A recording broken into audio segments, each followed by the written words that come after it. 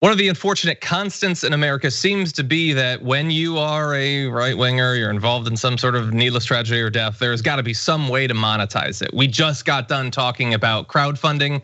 Well, there's other ways, including book deals. And one of the cops who was involved in the no-knock raid that resulted in Breonna Taylor's death apparently had a memoir ready to go. Post Hill Press had agreed to publish Sergeant Jonathan Mattingly's The Fight for Truth, the inside story behind the Breonna Taylor tragedy. It was to be distributed by Simon & Schuster, which has said in a statement earlier Thursday that it had no editorial control over book releases by smaller publishing houses for which it provided third-party distribution. A spokesperson for that press said, in the case of Sergeant Mattingly, the mainstream media narrative has been entirely one-sided related to this story, and we feel that he deserves to have his account of the tragic events heard publicly as well. Post Hill Press is standing behind our decision to publish his story. A lot of people obviously had an issue with that. Many tweets. We're gonna show you one from Attica Scott who says, "Stay focused, y'all. People love to profit off of Black pain and tragedy. It sells." And it looked like that was all that there was going to be, but eventually, because of the pressure potentially, Simon & Schuster put out a statement saying, like much of the American public, earlier today, Simon & Schuster learned of plans by distribution client Post Hill Press to publish a book by Jonathan Mattingly. We have subsequently decided not to be involved in the distribution of this book, despite earlier saying that they have no power to influence that. They apparently found it deep within, and they will not be involved in distributing it. Yeah, I have a really hard time believing that statement from Simon & Schuster. That's almost exactly what they said when there was a big controversy about them publishing Josh Hawley's book.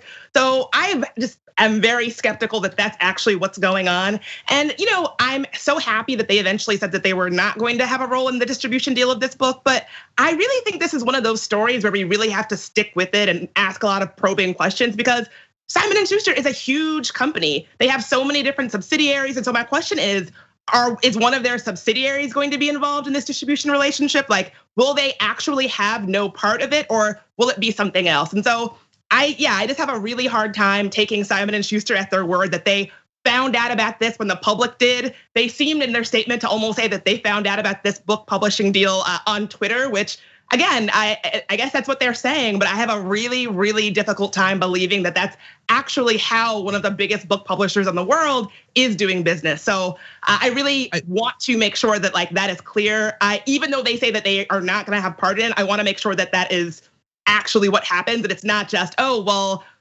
Simon & Schuster will not be involved in the distribution of this book, but our other subsidiary, well, maybe.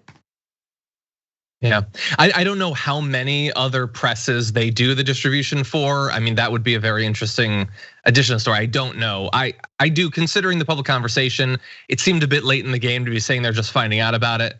So, but I don't know for sure. Cenk? Yeah, there is one possibility, guys, that it could be that this is more of a contractual competitive thing. And so I don't know their relationship with Post Hill Press at all, but the way that they mentioned them, it sounded like, hey, we're finding out he had a secret deal with someone else.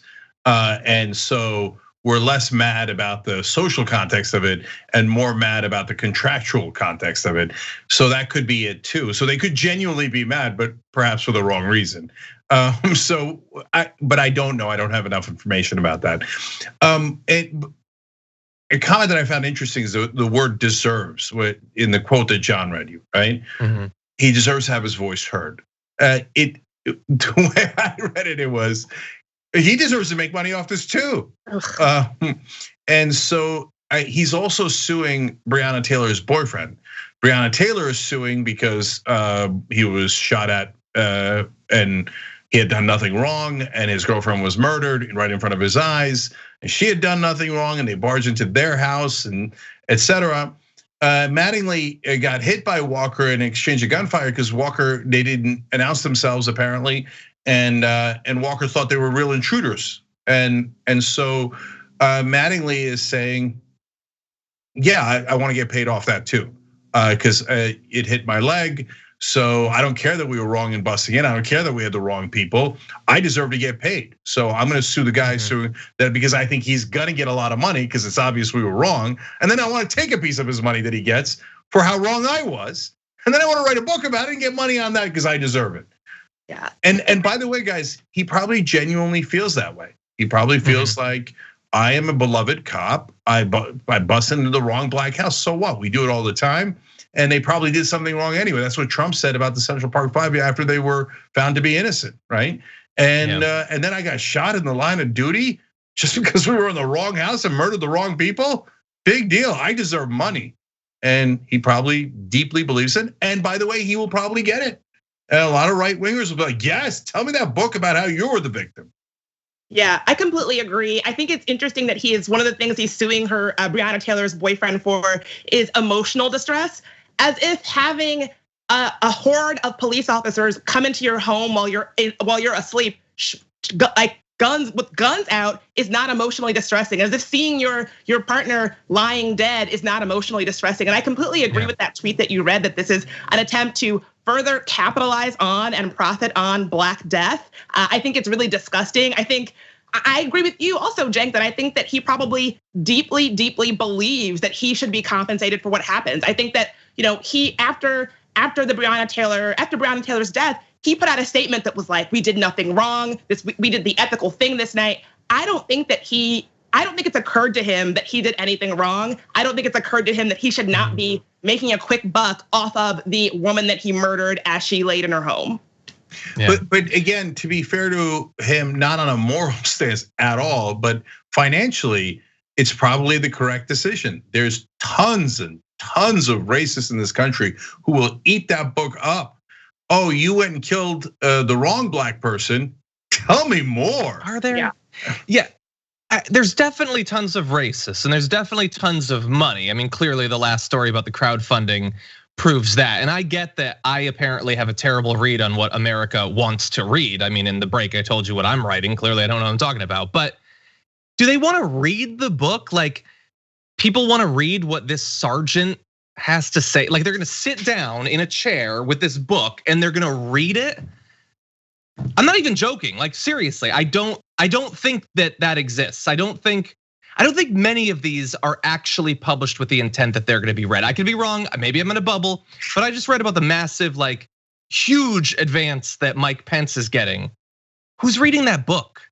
Like, I get that those books will sell. We've done a number of stories about, the think tanks and all that do massive buys of books and then supposedly send them out to people who are not going to read them. But like, somebody sitting down and reading Mike Pence's book cover to cover, real page turner.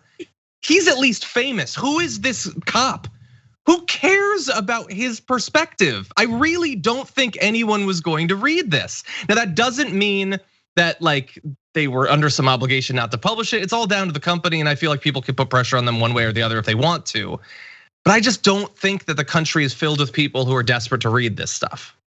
Yeah, that's a really good question. I mean, think about this, that after George Zimmerman killed Trayvon Martin, he became kind of a minor celebrity in some conservative pockets. For a while, he was selling his paintings. People were paying thousands of dollars for George Zimmerman's original artwork. So I agree with you. I don't think anybody is really sitting down, and I don't think anybody has the desire to really sit down and thumb through this guy's life story. I think, just like when we were talking about with the crowdfunding, I think there are some people out there that want to make their support known by throwing money at people who, target Black folks. I really think that's it. I think they want to use their dollar to say, we endorse this.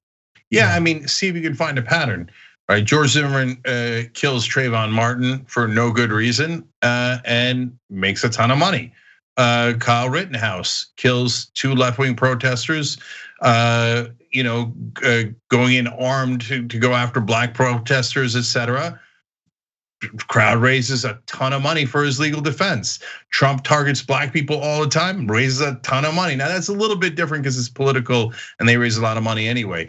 But if you kill left-wing protesters or Black folks in this country and you write a book about it, your chance of making a lot of money is unfortunately quite significant.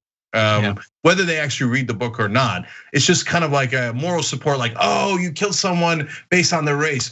Just want to send you a shout out. So here's $25, take it. Totally. And John, the other thing is, real quick, John makes a great point. Right-wing think tanks buy books in bulk. So the publishers like Simon & Schuster, they're deeply incentivized to print right-wing books because it's guaranteed book sales. The think tanks are funded by billionaires who want to push out propaganda. They buy books to make them #1 bestsellers, which then gets them in the media. And then the author goes on all the television stations, and no one actually reads the book, but the author being on all those media, because he's on the bestseller list, gets out their propaganda. So for them, that little piece of marketing is well worth it because they're gonna get giant tax cuts and all the other things that they want, right? On the left wing, there is no such apparatus.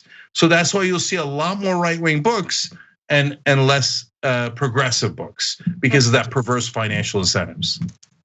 Yeah, it's a perverse money machine. That's such a good point. We don't have anything like that on the left, really, where we're fueling that kind of money and that kind of system. I think you're right. I don't think we really have that kind of infrastructure. Yeah, so it's unfortunately or unfortunately up to you guys to buy justicescomingbook.com. That's my book. I don't know, did I just make a plug for it? I guess.